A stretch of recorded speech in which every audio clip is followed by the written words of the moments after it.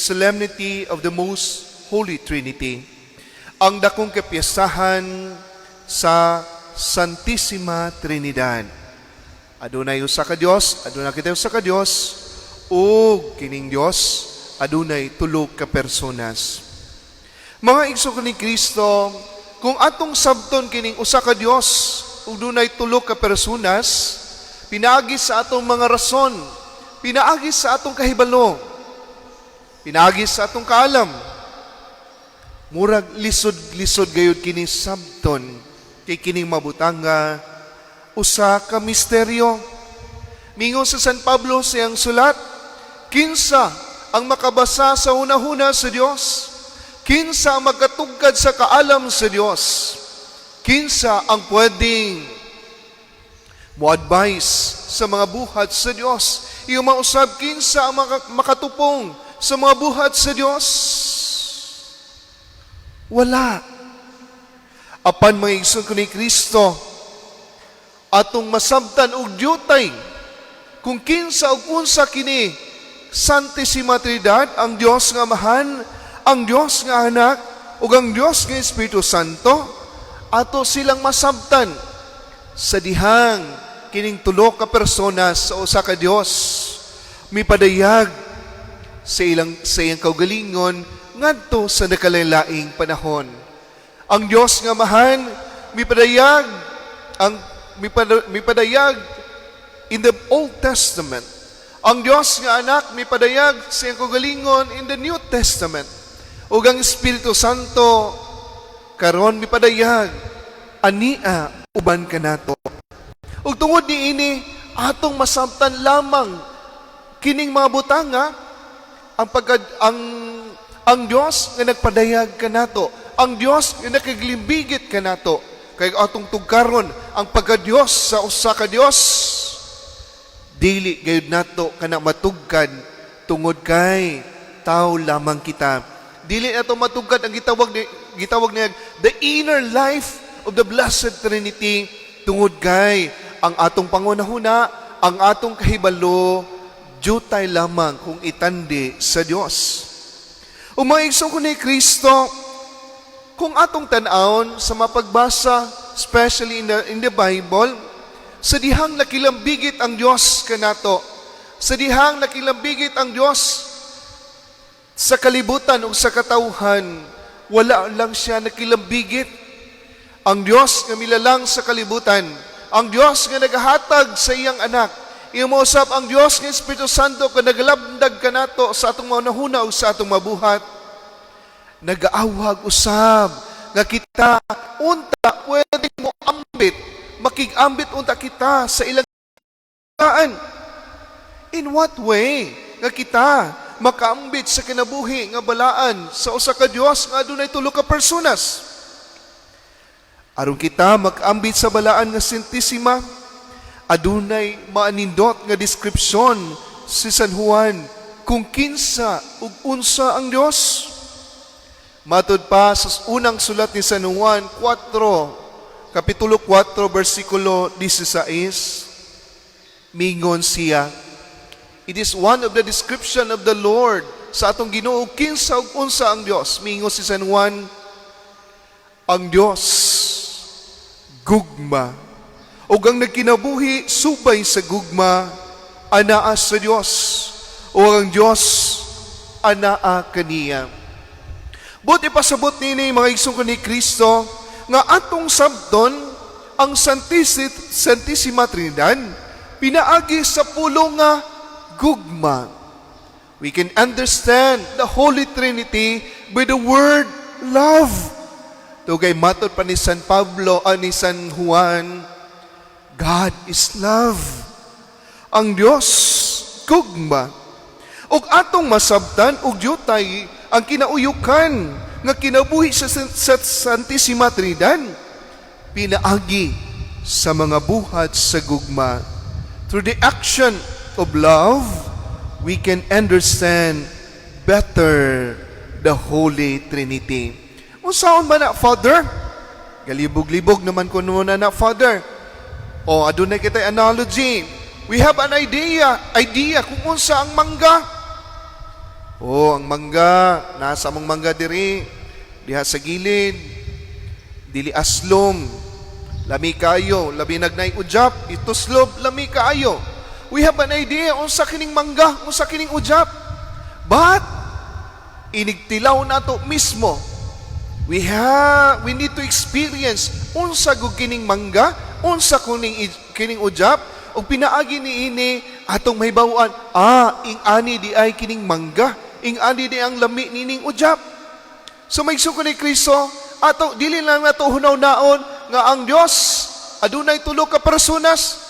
Dili nato pwedeng ibutang nga ang sa atong pagtuo nga ang usa ka Dios nga atong gituhuan adunay tulo ka personas.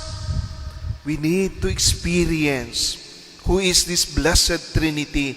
We need to taste and see unsa ug kinsa kining balaan nga Santissima Trinidad. For example, true love. For example, kung ikaw, if you are courting a girl, kung ikaw manguyab, you need to express your love. O sa pag-express ni mo nining gugma, di lamang pinaagi sa mga pulong. Adunay buhat. Ikaw maghahatag kaniyag flowers, chocolates, ug uban pa, sundoon, hatod, ug uban pa. Why? Because wala lang nimo ibungat ang pulong nga gugma apan you express your love through actions. Kay dili na to masamtan ang tao nga nahigugma kung walay aksyon. Masabtan nato ang pulong nga gugma pinaagi sa aksyon, pinaagi sa mga buhat. Look at your parents. Kung atong tan-awon ang atong maginikanan tungod sa ilang dakong gugma sa ilang mga anak, kanatong mga anak, they sacrifice themselves. Tanaw nato ang ilang mga buhat, tanaw nato ang ilang mga pagpuyo kung giunsa kita pag-amuma. Pinaagi niini, masabtan din nato nga gigugma kita sa atong inahan, gigugma kita sa atong amahan, gigugma kita sa atong pamilya. Pinaagi di lamang sa mga pulong, kundi usab pinaagi sa mga buhat. O mausab ka na ang atong nadunggan sa Ebanghelyo karon. Tungod sa dakong gugma sa Dios, matod pa sa Ebanghelyo, for God so loved the world, He gave us His only begotten Son. Iyang gipadala sa kalibutan ang iyang bugtong anak, aron ang tanan nga motuo kaniya dili mamatay. Just imagine, tungod sa dakong gugma sa Dios, iyang gipadala ang iyang bugtong nga anak. And remember in the book of Genesis, because of love, God cannot contain this love. Dili pwedeng itago sa Dios ang iyang gugma, and that is why iyang gibuhat ang kalibutan. We are being created out of love. Tungod sa dakong gugma sa Dios, gibuhat kita. Gibuhat ang kalibutan, ilabi na kitang tao. We are being created in the image and likeness of God. Ug tungod mga igsoon ni Kristo misaka si Jesus sa langit, tungod sa dakong gugma, wala kita pasagdi sa Dios. Ana ang ikatulo ka personas, ang Espiritu Santo nga mao'y mugiya kanato, may mugabay kanato, may mulamdag sa atong nahuna, may mulamdag sa atong mga buhat, unsay maayo ug dautan. Remember, if you fall in love, kung ikaw tinud nga higugma, dili na mo gustong biyaan ang tao nga imong hinigugma. As much as possible, kuyog mo kanunay. As much as possible, kauban mo sa pulong ug sa buhat sa tiyanang panimalay. Why? Because of love. Dili ka gustong mahimulag ngadto sa imong hinigugma. Look at your parents. Look at those people who fall in love. Kanunay magkuyog as much as possible. Kanunay mag-uban as much as possible. Why? Because of love. And this is also what happens to us. Sa dihang si Jesus, misaka sa langit, iyang gipadala ang Espiritu Santo nga may magiya ka nato, nga may maglamdag ka nato. Remember, in the book of Exodus, miingon, in the first reading, ako ang Ginoo, ang Dios nga maluluyon, dili ako daling masuko, ug hugpong sa gugmang walay pagluban, ug matinumanon. Maigsoon ko ni Kristo, kung atong tan-ahon, God is faithful. Since the beginning of creation until now, si Jesus, ang Diyos mismo, nagmatinud-anon sa iyang gugma. And Saint Teresa of Lisieux, si Santa Teresa, sa batang si Jesus, is right in saying that our first vocation, ang atong bukasyon ini kalibutan na, is no other than the vocation to love. Matod pa ni San Juan sa iyang unang sulat, 4:11, miingon sa San Juan, maigsoon ko, kung ingon ni ini ang paghigugma sa Dios kanato, nan maghigugmaay kita. If ingani kadako ang gugma sa Dios nga gihatag nga ri kanakto, giimbitahan kita ni San Juan nga usab maghigugmaay kita sa usag-usab. Because the key to our unity as brothers and sisters is no other than love. Look at our world today. Kung ana pa untay gugma, kung nagigugmaay pa unta kita, tinuod nga gugma, wala untay away, wala untay gera, wala untay mga kasamok, wala untay mga kagubot, if we truly love.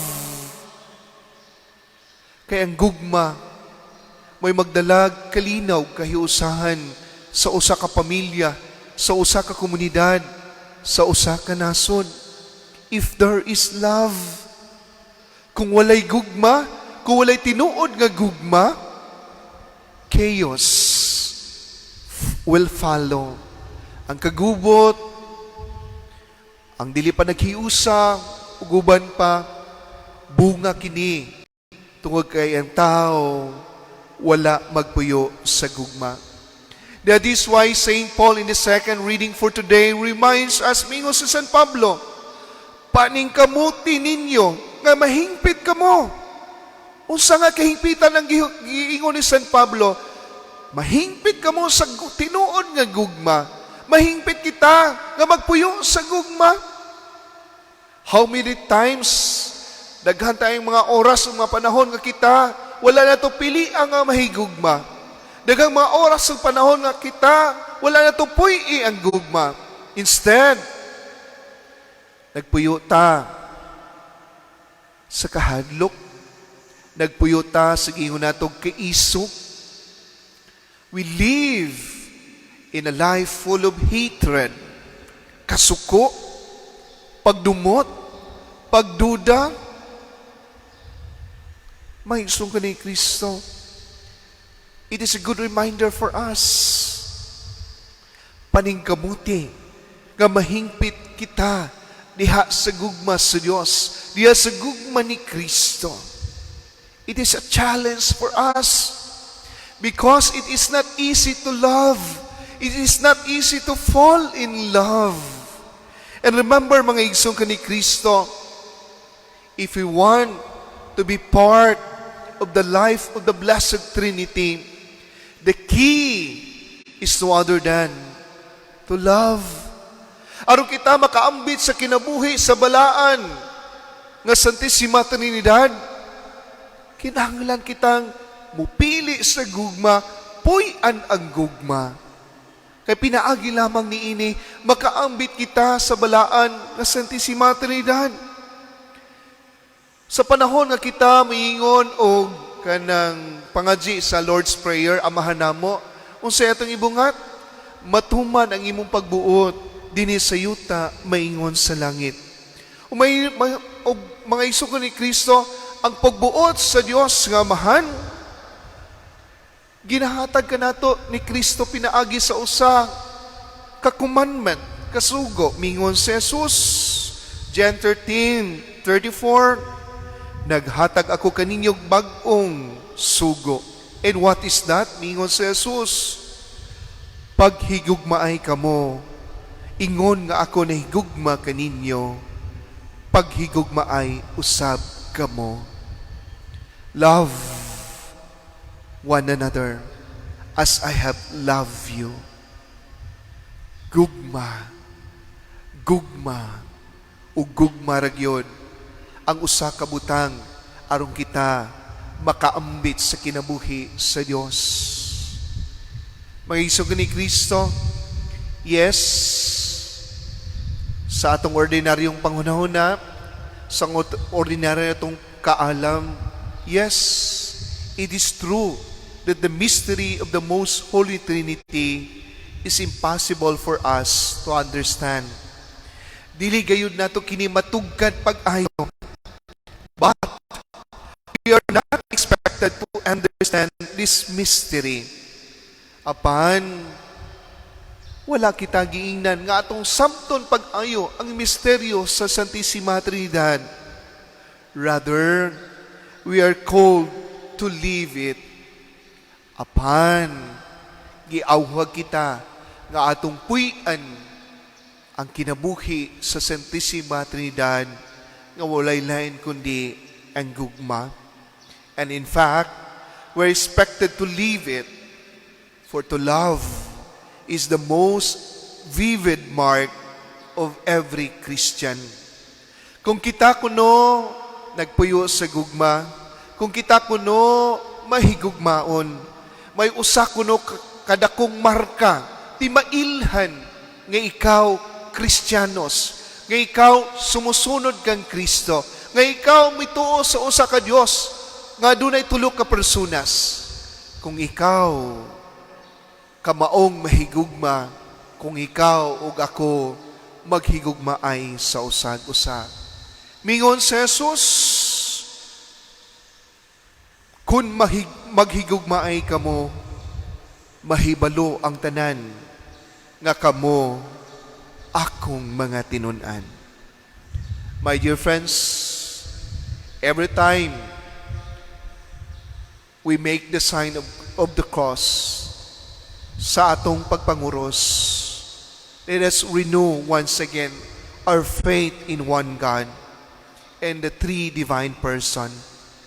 Let us also renew our commitment to live the life of the Trinity by loving one another as His children. Amen.